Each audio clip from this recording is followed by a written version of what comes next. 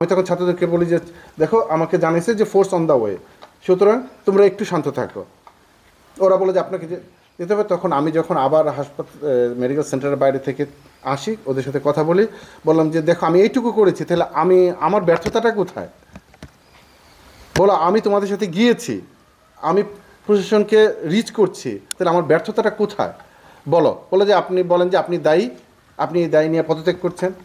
আমি বললাম যে এইটা কেন করব, তোমাদের দাবি থাকলে দাবি বলো, আমি দাবি যৌক্তিক দাবি সবই আমাদের টিচাররা তোমাদের করবে, এন্টারটেইন করবে।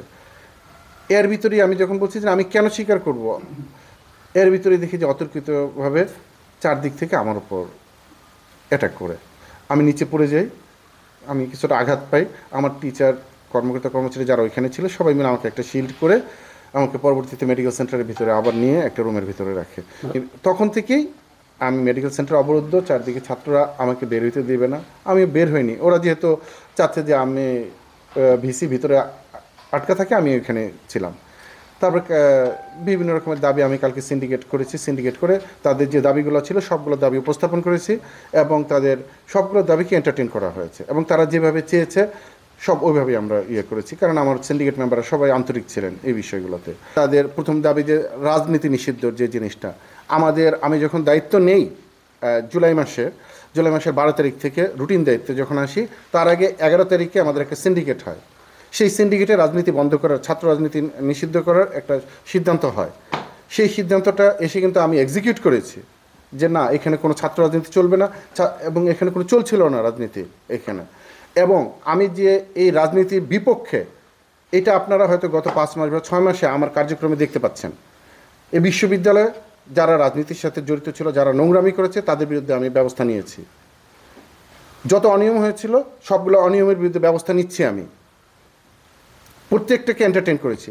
এখন কিন্তু আমাদের একটা কথা ছিল যে রাজনীতি নিষিদ্ধ, বলা ছিল না যে রাজনীতি যদি নিষিদ্ধ থাকার পরেও কেউ কিছু করে তার পানিশমেন্ট কী হবে।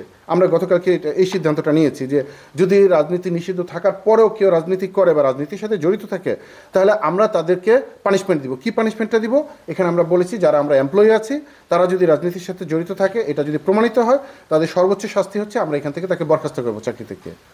আর যদি ছাত্ররা রাজনীতির সাথে জড়িত থাকে, এটা যদি প্রমাণিত হয়, তাহলে আমরা তার ছাত্রত্ব বাতিল করে দিব, সর্বোচ্চ শাস্তি হিসেবে ছাত্রত্ব বাতিল করব। এই সিদ্ধান্তটা আমরা নিয়েছি এবং এই নোটিশ আমরা সার্ভ করেছি।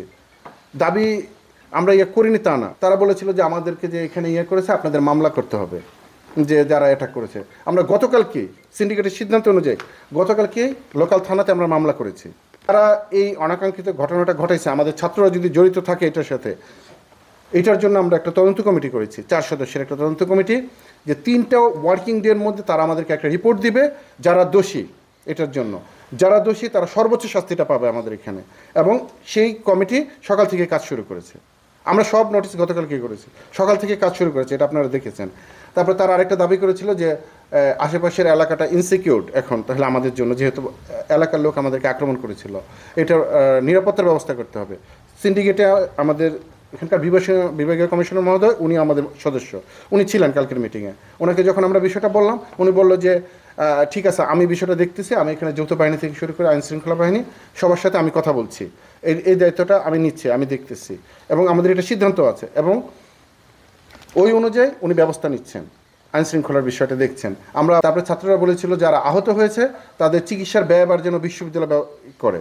আমাদের ওইখানে সিদ্ধান্তও ছিল যে হ্যাঁ, ব্যয়ভার আমরা বহন করব।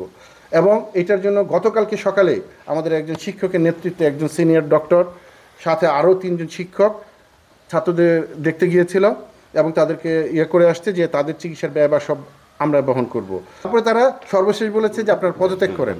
এখন আমরা যদি তাদের দাবিগুলা মেনে নেই, তাদের দাবির জন্য যদি সব ব্যবস্থা করি, তাহলে আমাদেরকে কেন পদত্যাগ করতে হবে? আমাদের ভিসি, প্রভিসি, ডিএসডব্লিউ, আচ্ছা ওনাদের যদি মনে হয় যে ডিএসডব্লিউ করছেন না, ঠিকমতো রুল প্লে করছেন না, আমরা এটা অবশ্যই দেখব যে কেন রুল প্লে করছেন না উনি। কিন্তু আমাদেরকে কেন ভিসি, প্রভিসি, আমরা তো তাদের দাবি অনুযায়ী সব কিছু করছি, আমরা আমাদের বিশ্ববিদ্যালয়কে ঠিকমতো পরিচালনা করছি। আমরা চাচ্ছি যে বিশ্ববিদ্যালয়টা একটা নিয়মের মধ্যে আসুক, গত 17 বছরে যা অনিয়মের মধ্যে গেছে এখান থেকে চলে আসুক। আপনারা মিডিয়ার লোক আছেন, আপনারা সবাই জানেন যে গত 6 মাসে আমরা কি করছি। আমার বিশ্বাস ছাত্রদের মধ্যে যদি কোনো ভুল বুঝাবুঝি থেকে থাকে, যেমন ধরেন যখন কোনো একটা অকারেন্স ঘটে ওর মধ্যে অনেক ধরনের রুমার ছাড়ায়, হয়তো কোনো রুমারের কারণে ছাত্ররা ভুল বুঝাবুঝি থাকতে পারে, ছাত্ররা ছোট মানুষরা অনেক ভুল বুঝতে পারে। যখন দেখবে যে তাদের দাবি কোনোটাই আমরা অপূর্ণ রাখিনি, প্রত্যেকটা দাবিকে আমরা এন্টারটেন করেছি এবং তারা যেভাবে চাচ্ছে ওইভাবেই হচ্ছে, ইনশাআল্লাহ তারা ক্লাসে ফিরে আসবে। আমার বিশ্বাস, আমার ছাত্রদের উপর ওইটুকু বিশ্বাস আছে।